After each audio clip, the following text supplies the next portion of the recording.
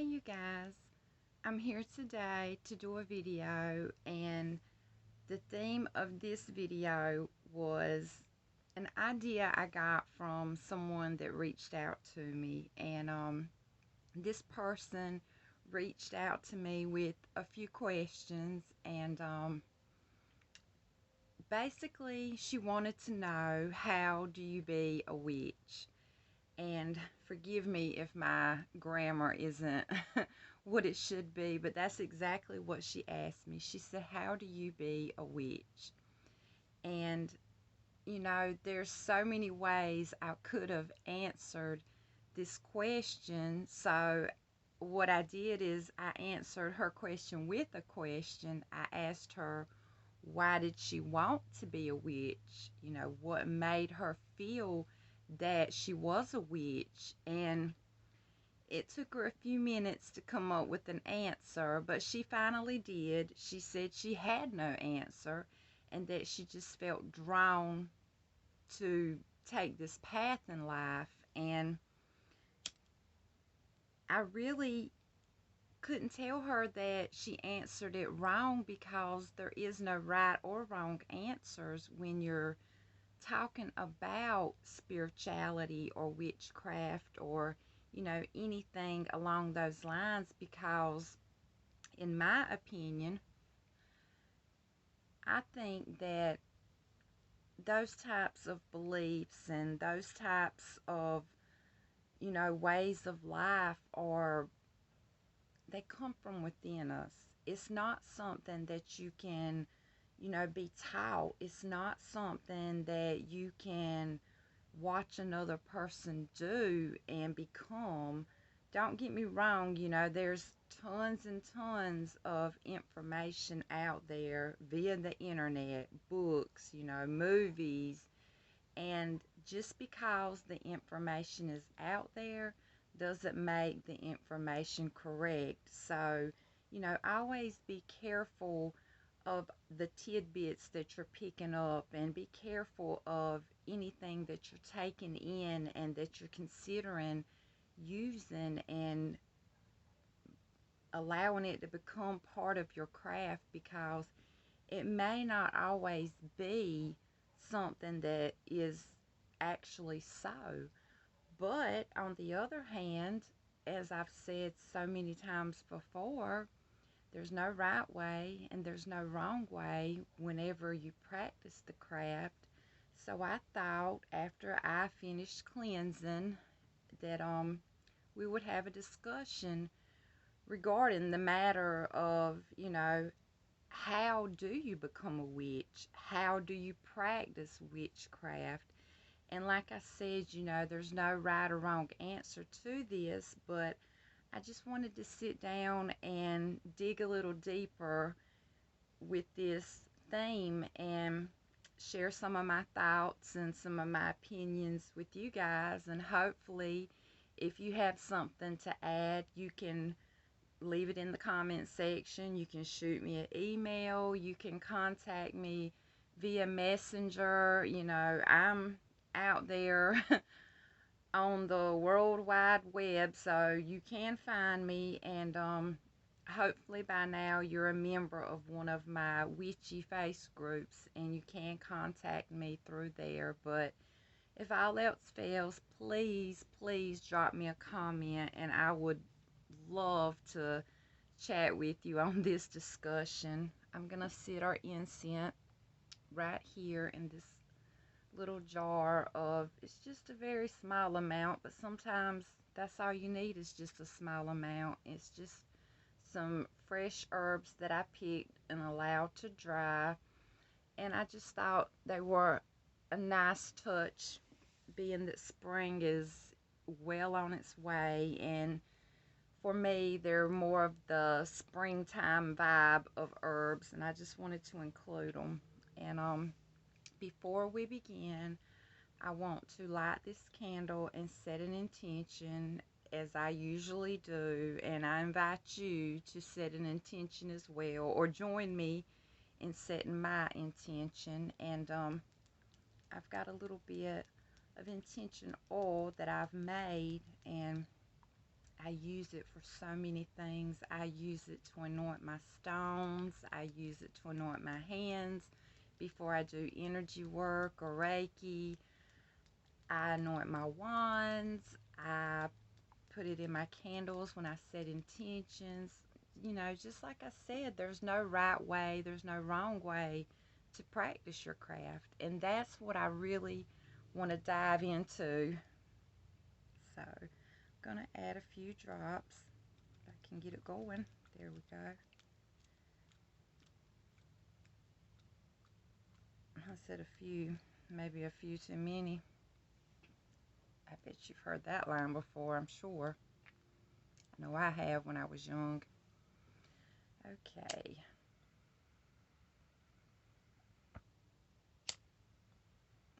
Second time's a charm.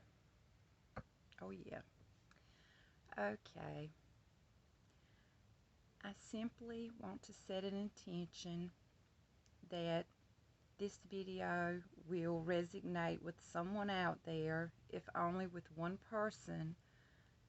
My job has been done, but more so, I hope that our discussion on learning the ways of witchcraft and practicing the craft, I want this discussion to actually reach you guys. I want this discussion to make an impact on your way of thinking. I want this discussion to show you that just because someone else does things one way doesn't necessarily mean that the way you do things is incorrectly, and that it's okay to snag tidbits from other people. It's okay to use the pieces and the parts that you want to use and omit the things that you don't need. In other words, you know, I just want you guys to realize that the way you practice your craft, that's exactly it. It's your way. It's the way you practice it. And your way is the right way for you. And that's all I can ask for from the universe, is that you guys will pick something up from this discussion today, and you will see that, you know, no matter what someone says, no matter what someone, you know, tries to correct you on or show you, it's okay to learn. You know, that's how we evolve. But at the end of the day, your way is the right way for you, and my way is the right way for me. And like I've always said, that's our way, and that is the right way, and so it shall be.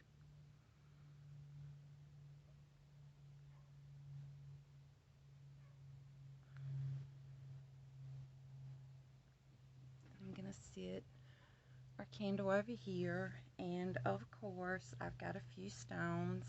I've actually brought 3 stones, and the reason I chose these stones is I brought my pneumite, and pneumite is what they call the Sorcerer stone, and it's a good stone to open up channels within you when you're trying to learn, you know, learn spiritually, when you are trying to do shadow work, when you're trying to do protection work, but mainly when you're trying to learn and open yourself up to a higher purpose, a higher calling. You know, this is a very spiritually charged stone, I guess you could say, and it's got a very, very high vibration to it. So I guess if you're a beginner, you may want to start small. You may want to work with this stone in small increments, or perhaps you may want to find a smaller piece to use and include in your energy work or spell work.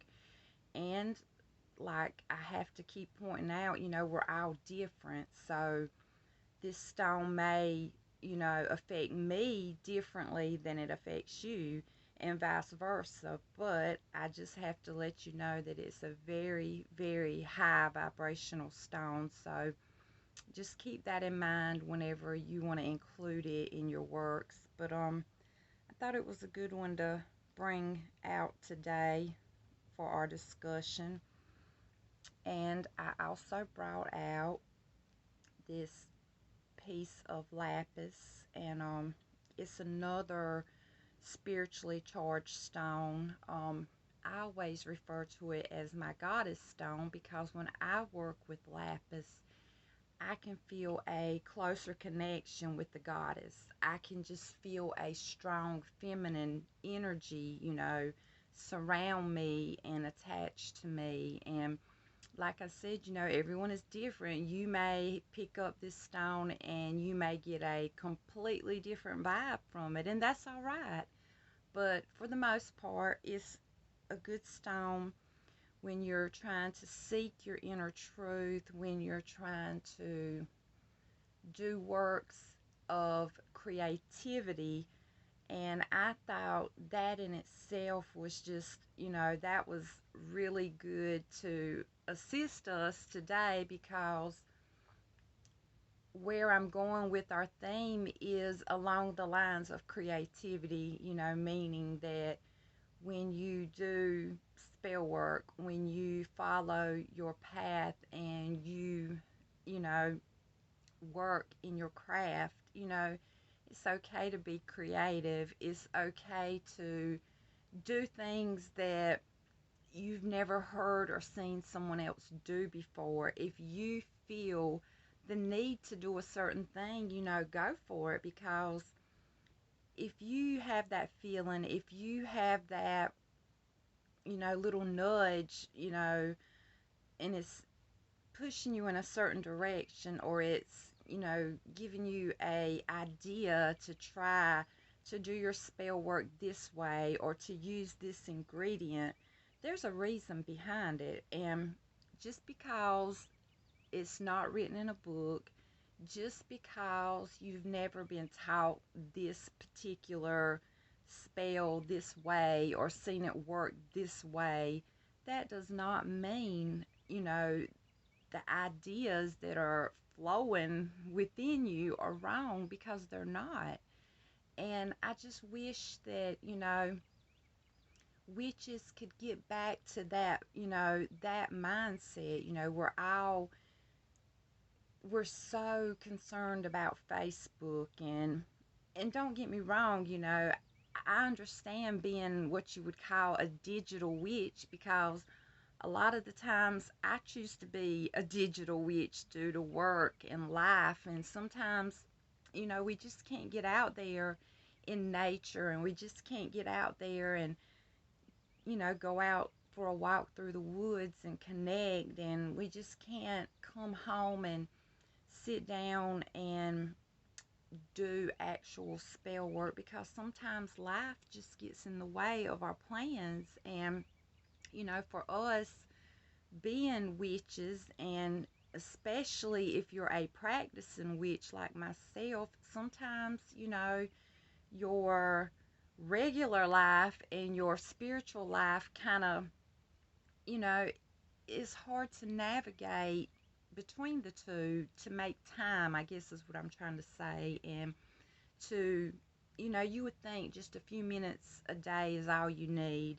But sometimes that few minutes of solitude, that few minutes that you need to meditate and to do your spell work, or just to sit down and, you know, if it's just that you need to sit down outside and ground, if you want to take a walk around the backyard or in the woods, and pull your shoes off and ground. If you want to go sit by the stream and stick your feet in there and cleanse. Or like myself, I like to go out into the woods and I just like to touch the trees and just, I like to feel that energy, that earth energy. And I just like to talk to the trees and listen to the animals, the birds, the little critters in the woods. And that in itself is meditation for me, and that in itself, gives me that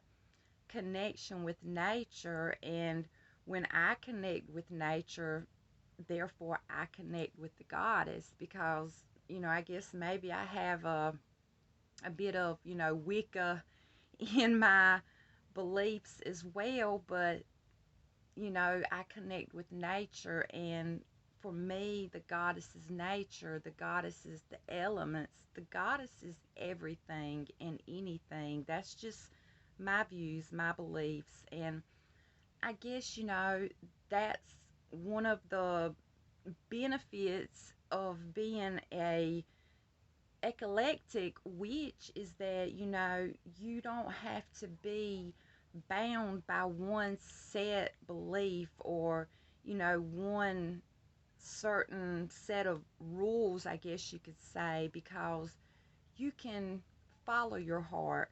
And that's what I suggest everyone on that term of being an eclectic witch, because at the end of the day, we all have similar beliefs, but we all have different beliefs as well. And that's why I also brought this quartz point, and it's got I'm sure you guys can't see it, but it's there. It's a little water bubble in there. And this stone has many properties, but the one that I'm leaning toward is the old saying: whenever you find a quartz or any type of stone that has a water bubble in it, that they call that the elixir of life. And that's because that bit of water has been inside of this stone, believe it or not, for millions of years, because it takes that long for it to form, and for it to form within the stone. So this stone, or any other stone that has a water bubble in it, it holds a special property, because that little bit of water, which is one of our elements that's so very important to us. And like I posted in my witchy group just the other day, you know water is important, because over half of our body is water. Right around 70% or more of our body is water. And think about it, if it wasn't that important, we wouldn't be made up of it. So it's a very important element. And just like they say with this stone, the elixir of life, water is exactly that. And that's why I chose this stone, because of that particular property. And when working with this stone, it's very, very cleansing. It's almost, I guess you could say, stripping. I guess like you would strip the color from your hair, or you would strip some, wood to finish it, before you can put what you need to put on it. You have to remove everything. And that's how this stone works. It's very, very cleansing, but in order to cleanse everything that needs to be cleansed away, it's going to strip it all away. So I always suggest, when you work with this stone, pair it with another stone, because this stone alone, it's going to cleanse, and it's going to cleanse, you know, very good, but it's going to cleanse it all away. So if you work with this alone, you may end up feeling a bit numb afterwards. And, that's not necessarily a bad thing. That may be, useful if you're doing shadow work, but what we're talking about today is just, is focusing and centering, and realizing that the way that we work our craft, the way that we believe, and the practices that we participate in, and the beliefs that we hold, they're ours. And that alone makes them right. And I know I sound like a broken record about certain things, and this is one of those certain things, but it's one of those things that really just it really resonates with me. And I'll tell you a really quick story, and hopefully that'll help you to see. When I was a young girl, about 14 years old, I started realizing that I was sensitive to energy. Not all energy, but most energy. And when I say sensitive to energy, I can see energy. And when I see energy, I see colors. And when I see them, it's not all at once, like bam, I see it. It slowly appears. And sometimes I have to be in complete darkness before I can see it. It depends on the person, it depends on the situation, but usually when I see energy, it comes to me in the form of colors. Sometimes it's a swirl of color, sometimes it's one color, sometimes it's a mixture of colors. Like I said, it just depends. But for the most part, it appears like a cloud, or I guess you could say like smoke. And that's how it comes to me. It just kind of it comes up slowly when I see it, but that's the shape it takes before my physical eyes is that of like smoke or a cloud type. Maybe I guess I'm searching for the word like a glow, but to me it looks more like smoke or fog or something like that. And like I said, it's different with each person and each situation, but I can see it. Sometimes I can feel it. It's a different feeling for different people, and I guess maybe that is something along the lines of being a empath. I'm not sure, but I just know that I'm super sensitive to energy and I can see it. And I I knew this from an early age, but I didn't understand what it was I was experiencing. And finally, at the age of 14, I decided to share this with my grandmother. And to my surprise, she was already aware of my condition, I guess you could call it.